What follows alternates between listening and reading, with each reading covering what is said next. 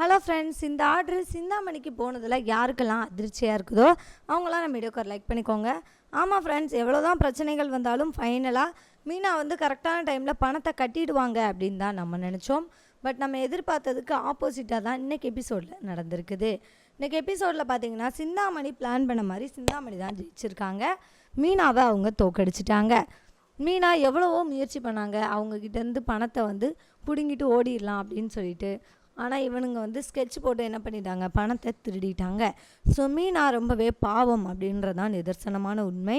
மீனா எப்பவும் போல் முத்துவை இந்த மாதிரி பண விஷயங்கள் கொடுக்க போகும்போது கூட கூட்டிகிட்டு போயிருந்தாங்க அப்படின்னா எந்த விதமான பிரச்சனையுமே வந்திருக்காது.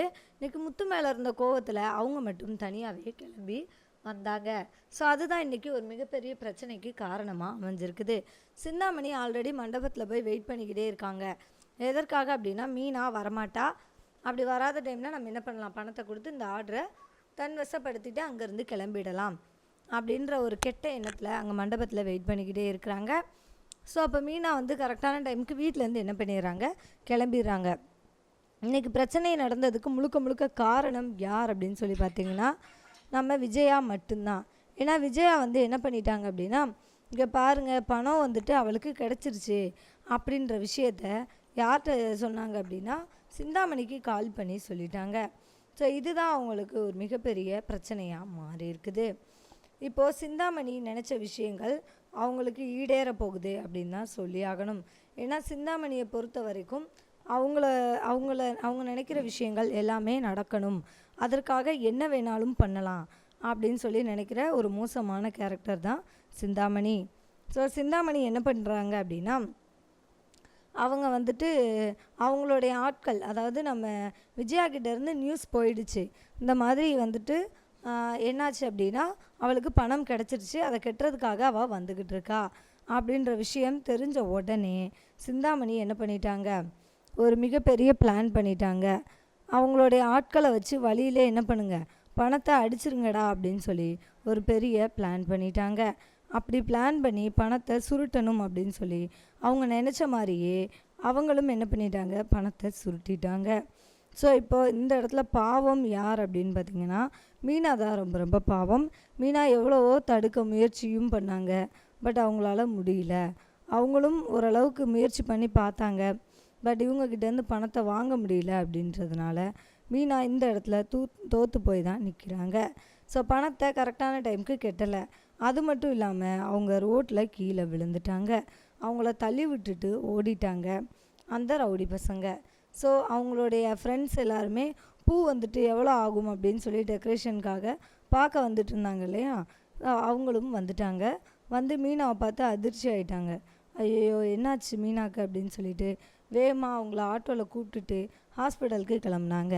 அப்பையும் மீனா இல்லை எப்படியாவது நான் இந்த பணத்தை என்ன பண்ணணும், வாங்கிட்டு நான் வர்றேன், நம்ம அவனை விரட்டி போய் பணத்தை வாங்கிடலாம் அப்படின்னு சொல்லிட்டு அவங்களும் எவ்வளோ சொல்கிறாங்க. பட் அவன் எங்கே போனான், எந்த பக்கம் போனானே தெரில, அப்படியே மாயமாக மறைஞ்சிட்டான். ஸோ அதனால் நம்ம கண்டிப்பாக பணத்தெல்லாம் இப்போதைக்கு எடுக்க முடியாது மீனா, வா நம்ம போகலாம் பார்த்துக்கலாம் அப்படின்னு சொல்லிட்டு இவங்க கூட்டிகிட்டு கிளம்பிடுறாங்க. ஸோ இப்போ மீனாவும் அங்கேருந்து ஹாஸ்பிட்டலுக்கு வந்துடுறாங்க. மீனாவுடைய ஃப்ரெண்டு மூலமாக முத்துவுக்கு தகவல் போயிடுச்சு. ஸோ முத்து என்ன பண்ணுறாரு, வேகமாக ஹாஸ்பிட்டலுக்கு கிளம்பி வர்றாரு. மீனாவுடைய அந்த பூ கட்டுற ஃப்ரெண்ட் இருக்காங்களே அவங்கக்கிட்ட கேட்குறாரு என்ன நடந்துச்சு என்னாச்சு அப்படின்னு சொல்லிட்டு. ஸோ அவங்களும் நடந்த விஷயங்கள் எல்லாத்தையுமே சொல்கிறாங்க. இந்த மாதிரி பணம் திருடு போயிடுச்சு, அதை ஒரு பையன் திருடிட்டு போயிட்டான் அப்படின்ற விஷயங்களை சொல்கிறாங்க. சொன்ன உடனே சரி ஓகே பார்த்துக்கலாம் அப்படின்னு சொல்லிட்டு இப்போ மீனாவுக்கு என்னாச்சு அப்படின்ற மாதிரி கேட்கும்போது மீனாவுக்கு கீழே தள்ளி விட்டுட்டாங்க, அவங்களுக்கு கொஞ்சம் அடிபட்டுருச்சு அப்படின்னு சொன்னோன்னே ரொம்ப பதறி போயிட்டு மீனாவை போய் பார்க்குறாரு. மீனாவுக்கு கையில் அடிபட்டிருக்குது. ஸோ டாக்டர் ஒரு 10 days ரெஸ்ட் எடுத்தாங்க அப்படின்னா போதுமானது, 10 daysக்குள்ளேயே புண் எல்லாமே நல்லா ஆறிடும், ஒன்றும் பயப்பட வேண்டாம் அப்படின்னு சொல்லி அவங்களும் சொல்லிடுறாங்க. ஸோ இப்போ முத்துவுக்கு சரியான கோபம் தான்.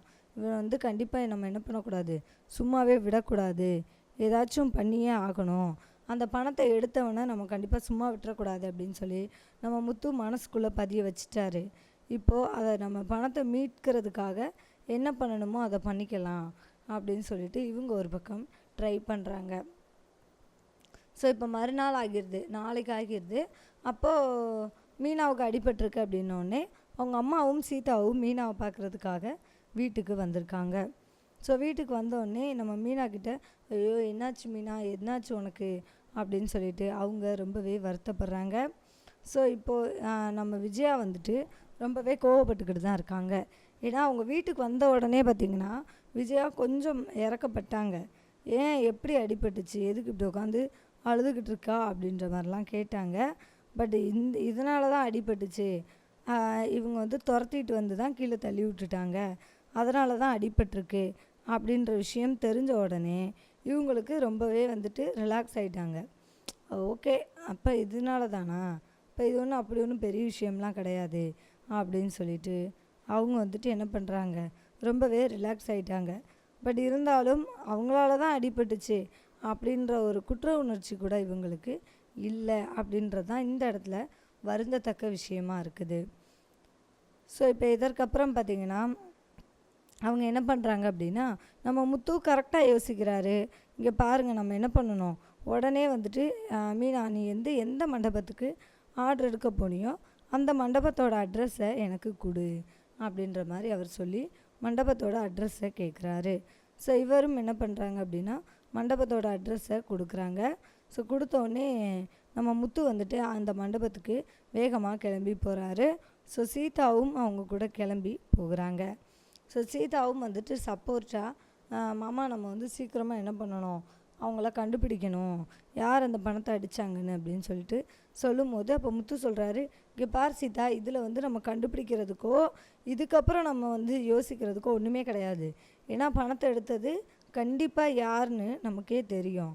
அது வந்து அந்த சிந்தாமணியை தவிர வேறு யாருமா இருக்கிறதுக்கு வாய்ப்பே இல்லை, சிந்தாமணியாக தான் இருக்கணும். அதனால் நம்ம வந்து ஸ்ட்ரெயிட்டாகவே சிந்தாமணியவே நம்ம என்ன பண்ணலாம், டார்கெட் பண்ணலாம். பட் நமக்கு அதுக்கு ப்ரூஃப் வேணும், அவ்வளோதான். ப்ரூஃப் மட்டும் நமக்கு கிடச்சிச்சு அப்படின்னா நமக்கு பிரச்சனை இல்லை. ஸோ அதனால் நம்ம என்ன பண்ணணும், வேகமாக இந்த இதுக்கான ப்ரூஃபை மட்டும் ரெடி பண்ணணும்.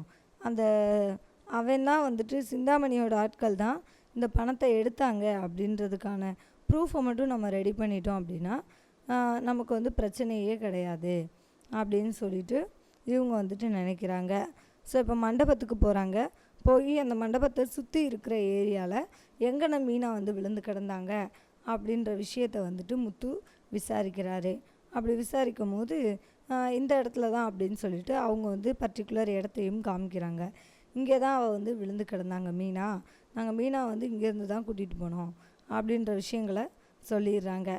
ஸோ ஓகே அப்படின்னு சொல்லிட்டு முத்து என்ன பண்ணுறாரு, இப்போ உள்ளே போய் நம்ம மண்டபத்தில் கேட்குறாரு, இங்கே பாருங்கள், இப்போ வந்துட்டு நான் கேட்குறதுக்கு தயவுசெய்து பதில் சொல்லுங்கள், ஏன்னா எங்களுக்கு வந்து அந்த பணம் ரொம்ப ரொம்ப முக்கியம், நீங்கள் இந்த ஃபுட்டேஜ் எங்களுக்கு கொடுங்க. அவங்கக்கிட்டேருந்து பணத்தை வந்து ஆட்டையை போட்டுட்டு போயிட்டாங்க என்னுடைய மனைவிக்கிட்டேருந்து. ஸோ அவங்க யாருன்னு நாங்கள் கண்டுபிடிக்கணும் அப்படின்னு சொல்லிட்டு இவங்க வந்து பணத்தை கேட்குறாங்க. பணத்தை வந்து யார் எடுத்திருப்பாங்க அப்படின்ற விஷயங்களை கண்டுபிடிக்கணும் அப்படின்றதுக்காக கேட்குறாங்க. ஸோ இப்போ உடனே இவங்க வந்து என்ன சொல்கிறாங்க அப்படின்னா, இங்கே பாருங்கள் சார், எங்களுடைய மண்டப ரூல்ஸ் படி உடனே வந்துட்டு ஃபுட்டேஜ் எல்லாம் காமிக்க முடியாது, அவங்க தான் நேரில் வரணும், அவங்க பட்டிருக்காங்களா அப்படின்னு சொல்லிட்டு எங்களுக்கு தெரியணும், அதுக்கப்புறம் தான் நாங்கள் வந்து இது பண்ணுவோம் அப்படின்ற மாதிரி சொல்லும்போது, சார் அவங்களுக்கு அடிபட்டிருக்கு சார், அவங்கள எல்லா இடத்துக்கும் கூட்டிகிட்டு வர முடியாது, அண்ட் டாக்டர் வந்து ரெஸ்ட் எடுக்க சொல்லியிருக்கிறாங்க, ஸோ நீங்கள் வந்துட்டு சொல்லுங்கள், எனக்கு வந்து அந்த ஃபுட்டேஜை மட்டும் கொடுங்க அப்படின்ற மாதிரி இவங்க வந்துட்டு கேட்குறாங்க. ஸோ இப்போ இவங்க வந்துட்டு என்ன சொல்ல போகிறாங்க, இவங்க வந்து பணத்தை வாங்கிடுவாங்களா அப்படின்னு சொல்லிட்டு ஒரு கேள்விக்குறியாக தான் இருக்குது. முதல்ல யார் திருடுனாங்க அப்படின்ற விஷயங்களை கண்டுபிடிச்சிட்டாங்க அப்படின்னாலே போதுமானது தான். ஸோ இப்போ என்ன பண்ண போகிறாங்க அப்படின்றத நோக்கி தான் நகர்ந்துக்கிட்டு இருக்குது. ஸோ கண்டிப்பாக முத்துவுக்கு வந்து ஃபுட்டேஜ் கிடச்சிரும். அப்படி இல்லைனாலும் அருண் இருக்கார் இல்லையா, அருண் வந்து இந்த விஷயத்தில் இவங்களுக்கு உதவி பண்ணுறதுக்கான வாய்ப்புகள் அதிகமாகவே இருக்குது. ஸோ அருண் வந்து இவங்களுக்கு உதவி பண்ணார் அப்படின்னாலும் ரொம்பவே எபிசோட் பார்க்குறதுக்கு நல்லாயிருக்கும் அப்படின்னு தான் சொல்லி ஆகணும். ஏன்னா இப்போ அருண் வந்து இந்த இடத்துல உதவி பண்ணார் அப்படின்னா அவங்களுக்கும் அவங்க மேலே வந்து ஒரு நல்ல அபிப்பிராயம் வர்றதுக்கான வாய்ப்புகள் அதிகமாக இருக்குது. ஸோ இப்போ அருண் வந்து நடந்த எல்லா விஷயங்களும் அவர்கிட்ட சொல்லி சீதா வந்து உதவியை வாங்குவாங்க அப்படின்னு தான் நமக்கும் தோணுது. ஸோ என்ன நடக்க போகுது அப்படின்றத வெயிட் பண்ணி பார்க்கலாங்க. தேங்க்யூ ஃபார் வாட்சிங். இந்த வீடியோ உங்களுக்கு பிடிச்சிருந்துச்சுன்னா மறக்காமல் லைக் பண்ணிக்கோங்க. நம்ம சேனலை நீங்கள் இன்னும் சப்ஸ்கிரைப் பண்ணலையா, மறக்காமல் சப்ஸ்கிரைப் பண்ணிக்கோங்க. கூடவே பக்கத்தில் இருக்க பெல் ஐக்கானையும் கிளிக் பண்ணிக்கோங்க. தேங்க்யூ.